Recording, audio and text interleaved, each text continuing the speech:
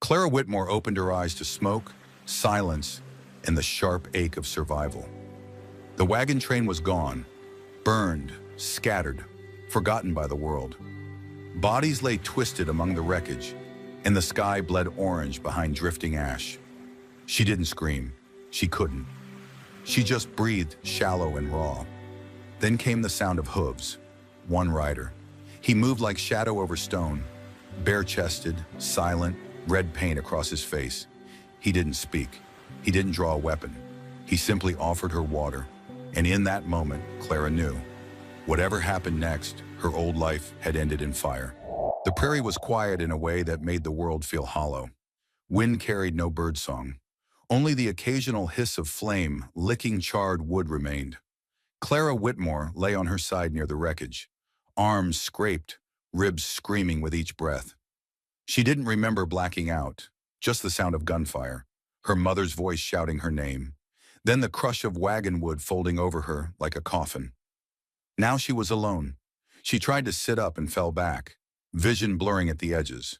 Her dress, once cream silk and delicate embroidery, now hung in ribbons, darkened by blood and soot. Her fingers closed around something nearby, splintered wood, part of the wagon wheel, not useful, but familiar. When she finally managed to sit upright, she looked across the clearing. Wagons burned to skeletal frames. Horses, dead or missing. The men and women she traveled with, friends and strangers alike, now silent in the dust. All of it, the promise of the West, the hope of a new life, burned down to this. She might have died there, but something deeper kept her breathing. Not courage, not hope, just refusal. And then she heard hooves. Clara stilled, breath caught in her throat. A rider emerged from the rise, a tall figure on a dun-colored horse, moving slow, careful, not like a raider returning to finish the job, but like someone searching for something lost. The man rode bare-chested, a deer-hide cloak draped over one shoulder, his skin painted with red streaks across his cheekbones. His hair was braided, long and dark, swinging softly with each step of the horse. He stopped near the edge of the ruins. He didn't speak, didn't call out, just looked. His eyes, dark, calm, unreadable, met hers. Clara's grip tightened on the piece of wood. She wanted to scream, to demand who he was, why he was here. But her throat was raw and fear strangled the words. Instead, she lifted her chin and stared back, blood drying on her temple.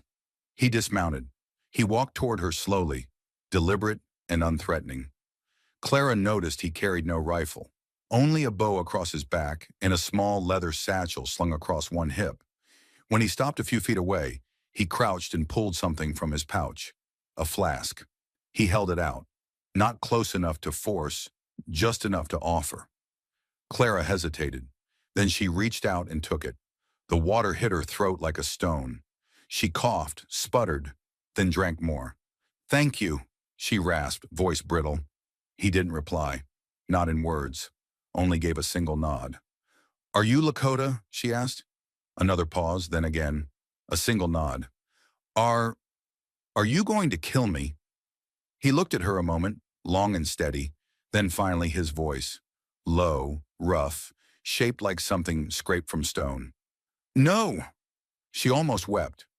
He rose and began to walk the perimeter of the site, examining the bodies. Not looting, not prying, just observing, bowing his head once near each fallen traveler. Reverent. She watched him, noticed how carefully he stepped, how his eyes scanned not in panic but with precision. This wasn't his first time seeing death. That much was clear. When he returned, he carried 2 long branches and thin strips of leather. With calm hands, he began fashioning a travois. "Why are you helping me?" Clara asked again, voice small. He looked westward, where the sun bled into purple shadows and the wind began to pick up. "You were breathing," he said. That was all. He helped her onto the travois as gently as one might lift a child. She braced for pain. There was plenty, but his grip was steady, his movements efficient. No wasted words, no wasted touch. As the horse began to move, Clara lay against rough hide and watched the sky go dark. She didn't know where he was taking her, but something in the way he rode, The way he hadn't asked her name or demanded anything in return told her this man wasn't saving her for a reward. He was doing it because something inside him still listened to the sound of breath in a body, and that was enough. They rode through the night. The horse moved steady beneath the stars, hooves muffled by prairie grass. Clara lay bound to the travois, every bump jarring her ribs, every sway of motion both agony and relief. Pain reminded her she was still alive, and that had to be enough, for now. The man didn't speak again for hours. His silhouette against the moonlight looked carved from the land itself, silent, unyielding, part of the vast emptiness. Clara watched him through slitted eyes, unsure if sleep would bring her comfort or haunt her with fire and blood. She chose to stay awake. Dawn broke in streaks of gold and gray. The air turned cooler, and as they approached the tree line, a hush fell over everything, the kind of quiet that came before memory or mourning. He led the horse toward a narrow valley where a creek whispered through cottonwoods, half hidden beneath hanging moss and stone. There, nestled under a low bluff, sat a small shelter of wood and hide, primitive but careful, a fire ring, cold and blackened, a bedroll, fur-lined, no more than a hunter's resting place. He stopped the horse and dismounted without a word. Clara winced as he knelt to unfasten her. His hands moved slow, deliberate, as if aware of every injury without needing to ask. When he lifted her, her breath caught. The weight of his arms wasn't rough. It was something else, something she hadn't known in a long time. Steady, measured, respectful. He laid her down on a bed of hides near the fire ring and covered her with a buffalo robe. Then he went to work. She watched as he gathered kindling, flint, and dry bark. Within minutes, a small fire glowed, smoke rising soft and straight into the morning. He boiled water, added herbs and strips of something that smelled of root and spice. "You're a healer?" she managed, her voice barely above a whisper. He glanced at her, then gave a small shrug. "A listener," he said. Clara didn't know what that meant. He handed her a carved wooden cup. The tea inside was bitter, sharp, but it calmed the tremor in her limbs. Her head cleared a little. She leaned back, breathing slow, the robe tucked to her chin. Only then did she really look at him. His name, she remembered, was Wika, Red Feather. He sat across from her, sharpening a blade with slow, rhythmic strokes. His face was marked with faint scars, not the kind made by accident, but by life. Eyes like riverstone, still, deep, impossible to read. "You're not like the others," she said. He paused. "I mean," she continued, "the men who came. Who did that?" She gestured weakly toward the memory of smoke. "No," he said. Another pause, then she asked, "Do you live alone?" "Yes." "Why?" He didn't answer, just kept sharpening. After a while, she said, "I used to live in a house with stained glass windows. I could see the garden from my bedroom. Lavender and roses. I thought that was freedom." He looked up. "And now?" he asked. She swallowed hard. "Now I think freedom is being able to close your eyes without fear." The sharpening stopped. He stood and walked to the edge of the creek, crouched low, rinsed the blade. The water caught the light and shimmered silver. Clara watched him move with the kind of grace only people who live in silence know. He returned and sat down again, this time closer, not touching, but near enough she could feel his heat. "I buried a woman," he said softly, "3 winters ago. My sister." Clara blinked, unsure if she was meant to reply. "They came from the east, said they needed land, said they needed to teach us how to live." She didn't understand their language. She laughed when they yelled. "They didn't like that." His voice was flat, but the fire in his eyes said what the words didn't. "I ran," he finished. "I survived." She wanted to reach out, to place a hand on his, but her body was still too weak. So instead she whispered, "Then we have something in common." "What?" "Neither of us chose the fire, but we walked through it anyway." They said nothing after that. The wind shifted. Coyotes howled from far off. The fire crackled low. When night came again, Clara lay wrapped in the buffalo robe, her body aching, but her mind wide awake. Wika sat at the edge of the shelter, watching the stars, his silhouette bathed in moonlight. She didn't know where this path was headed, But she wasn't walking it alone anymore. Clara's strength returned slowly, like a song remembered in pieces. Each day she moved a little more, first just sitting up, then eating on her own. By the third day she insisted on walking, though her ribs screamed, her knees trembled, and her pride warred with pain. Wika didn't argue. He just stood nearby, arms folded, ready if she fell. She didn't, not in front of him. The land around the shelter was quiet and vast. A silver creek ran just beyond the cottonwoods. Birdsong returned with the warming days, and prairie dogs peeked from burrows like watchers of stories not yet finished. It should have felt peaceful, but Clara couldn't forget what lay behind her. "I keep hearing the wagon wheels," she said once, staring at nothing. "Still spinning in the wind." Wika nodded. "Memory echoes loudest in silence." She looked at him. "Do yours still speak?" He said nothing. That afternoon, she asked him to help her climb the ridge behind the shelter. He didn't ask why. He just handed her a carved walking stick, steadied her when the path steepened, and kept quiet as she moved slowly upward. When they reached the top, she sat on a flat stone, breath ragged. From there, the plain stretched endlessly. Waves of grass, distant tree lines, sky so wide it felt like a promise, or a warning. "I need to bury something," she said. He waited. She reached into the folds of her dress and pulled out a charred silver locket, cracked and blackened. She turned it in her palm before setting it gently into the earth beside her. "My husband gave this to me the day we married," she said. "He said it held our future, but he only ever filled it with silence."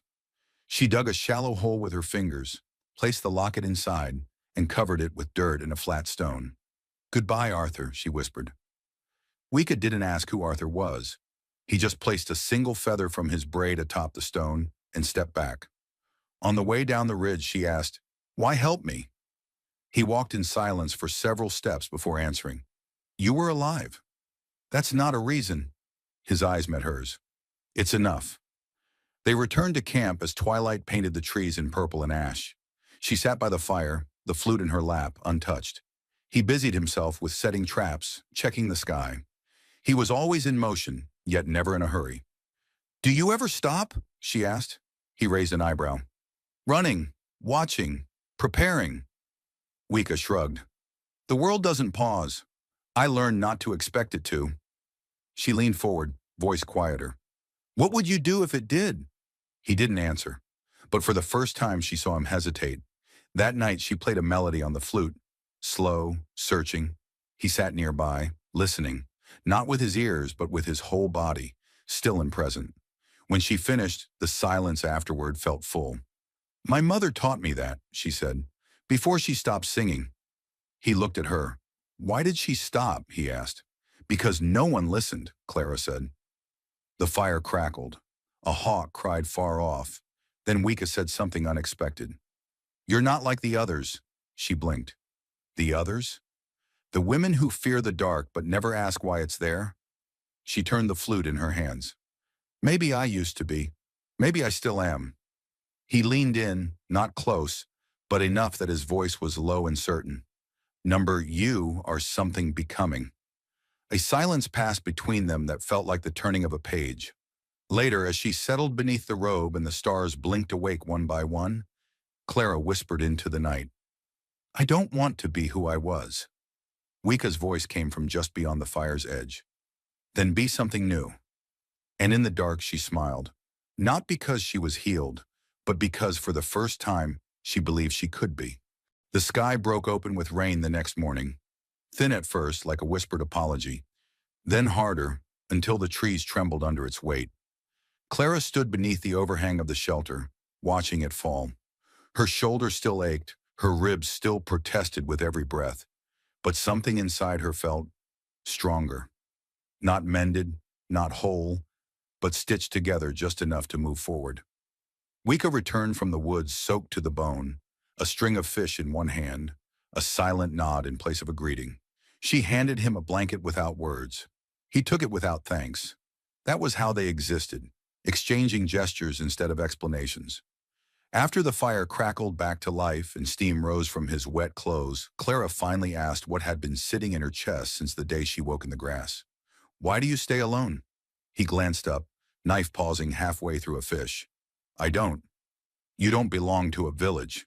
You don't ride with a band. You live between places. That's alone.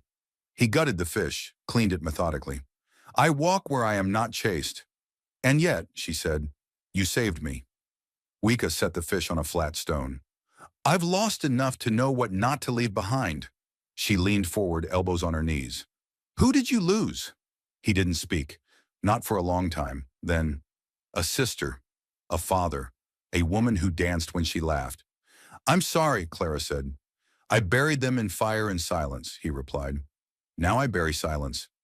She looked at him differently after that, with less fear, more understanding. Later, as they ate, he handed her something wrapped in hide. She unwrapped it slowly to reveal a small knife, its blade curved, handle carved from bone. I can't, she said. I've never. It is not for killing, Wika interrupted. It is for choosing. Clara stared at the weapon in her hand. It was beautiful, light, balanced. You think I'll need to defend myself again, she said. I think you deserve the choice. That night, the rain softened. She sat by the fire with the knife in her lap. Her fingers traced the hilt. The idea that she might choose, to fight, to stay, to leave, was more powerful than any weapon. She slept lightly, dreams full of footsteps and ash, of names shouted in wind. In one dream, she stood barefoot in the grass, her old life behind her, and no one could touch her without permission. In the morning, she woke to voices, 3 of them. She reached for the knife. Wika was already standing at the edge of the camp. His body was still, but his voice was sharper than she'd ever heard it. You rode this far for what? A man replied. Smooth. Too smooth. You know what? There's a price on her head. Her husband sent men west. Said she ran off with a Lakota. Scandal, they called it. Shame. Clara stepped out slowly, knife in her hand, heart in her throat. The 3 men looked rough around the edges. Long coats, horses with cracked hooves, eyes that had seen too much and liked it. The leader smiled when he saw her. There she is, Baroness Clara Whitmore. Or is it just Clara now? She didn't flinch. It's Clara who decides what happens next. The man's smile twitched. You're a long way from salons and silk.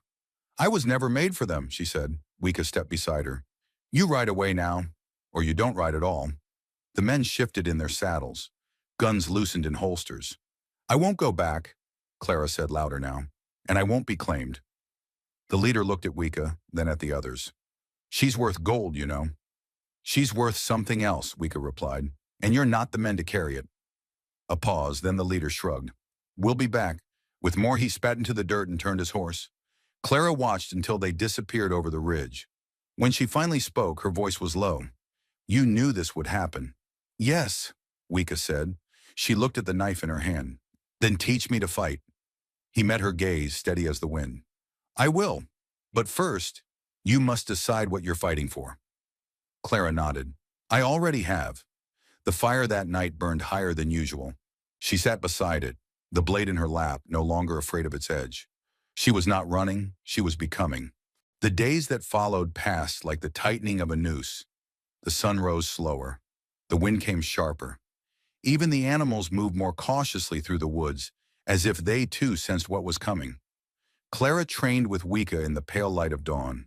He taught her to read the ground, to strike with precision, not power, to breathe through fear, not against it.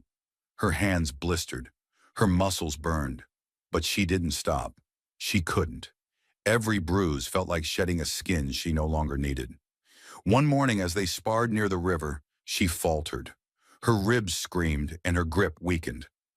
Wika caught her wrist mid-swing and pulled her close.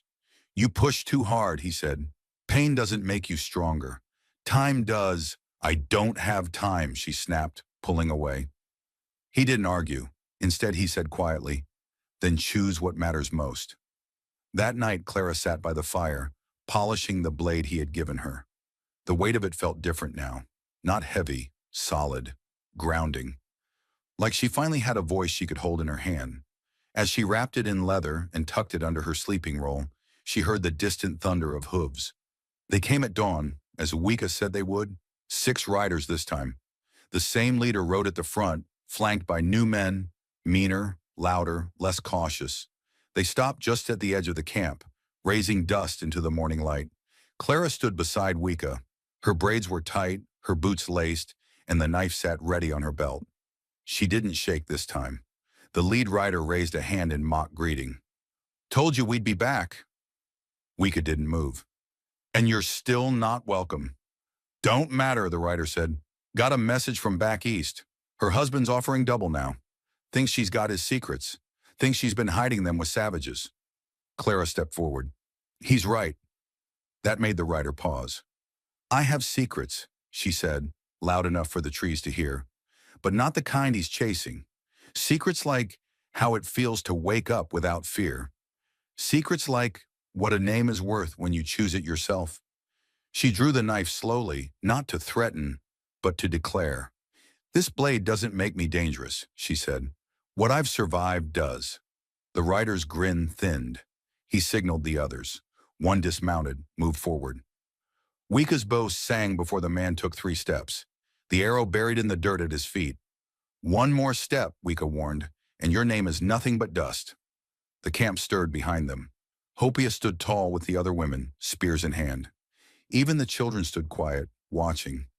This was not a place of victims. Not anymore. Clara turned to Wika. "They won't leave." "No," he said.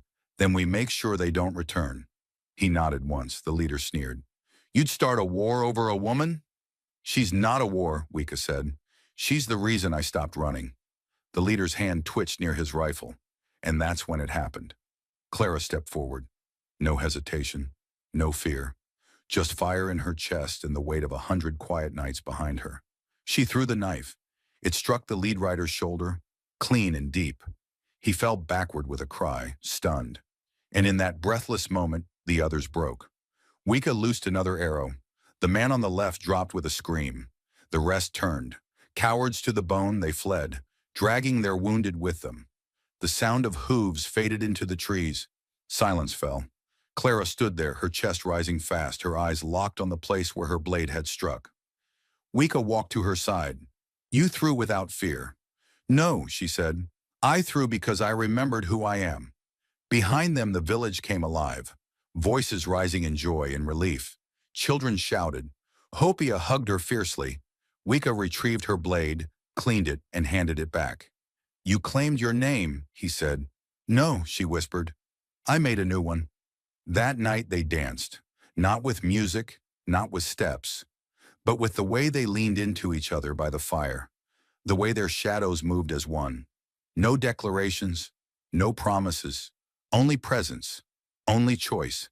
The air the next morning felt different, clean, not because danger had vanished, it never truly did on the frontier, but because something had shifted in the bones of the village, in Clara, in Wika. She stood alone at the river's edge, hair loose in the wind, watching her reflection ripple and fade. Her hands traced the edge of the knife at her belt, the same one she'd thrown without trembling. She no longer saw the broken girl from the wreckage of a wagon train. She saw someone who had chosen. Behind her, voices stirred. Hopia was preparing herbs. Children chased each other between the teepees. The village, scarred but standing, hummed like a song that refused to be silenced. Wika approached quietly, as he always did. He didn't speak, just stood beside her, watching the water bend around stones and vanish downstream. "I should be dead," she said finally. "You were," he replied. "The first time I saw you." She nodded. "And now?" He turned to face her. "Now you're fire." That night they sat beside the central fire, not apart, not just near, together. Wika handed her a wooden bowl, beans and meat and herbs, but his touch lingered. "You still want to run?" he asked. She met his eyes, steady as ever. "Number I want to build." He didn't smile wide. He never did. But something in his posture changed. A breath released, a burden shared. "I found cedar for the beams," he said. She blinked. "You're building something." "A cabin," he said, "near the southern ridge. Quiet land, good water, open sky." "For you," she asked. "For us, if you want." Clara looked toward the hills where the sun dipped low in crimson streaks. She thought of the firelight, of Hopia's hands, of the children who called her name without fear or formality. She thought of Wika, his silence, his strength, the way he saw her even when she couldn't speak. "I do," she said.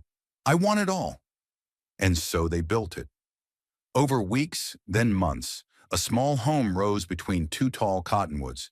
It wasn't grand, just logs and sweat and patience, but it held a roof that didn't leak, a hearth that stayed warm, and a window where the light poured in like mercy. They planted sage by the door. Clara shaped a flute from ashwood. Wika carved a cradle he swore wasn't for anything just yet. But Hopia smiled when she saw it. Some nights they told stories, not of England, not of war, but of the in-between, the quiet campfires, the near losses, the things not said but felt. Their love never came in grand declarations. It came in the way he poured her tea without asking, in the way she hummed when he stitched his own shirt, in the space they held for each other's past. One spring evening, as rain fell soft against the roof, Clara took out the folded paper she once kept in her cloak. The unsent letter to her brother. She read it one last time, then fed it to the fire. The flames took it quick and clean. She didn't cry. She didn't need to. "I was Evelyn," she whispered. Wika looked up. "But she's gone." He reached for her hand. "And Clara?" "She's still writing her story." He nodded. "Then I'll help you hold the pen." Years passed. The garden grew wild and stubborn. The village remained small but safe. And every now and then, strangers passed through, telling stories of a woman once thought dead and a warrior who vanished into the hills. They didn't know their names, just that somewhere, out near the tall trees and the red stone cliffs, a fire still burned, not in destruction, but in warmth.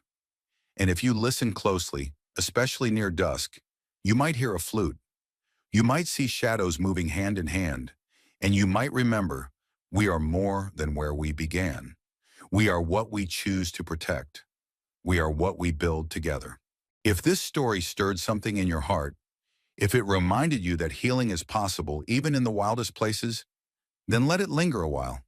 Let it sit beside your own fire. And if you've ever had to become someone new, tell us in the comments where you're watching from. We'd love to hear your story too. Don't forget to like, subscribe, and share this tale with someone who needs to remember. You are never too lost to be found.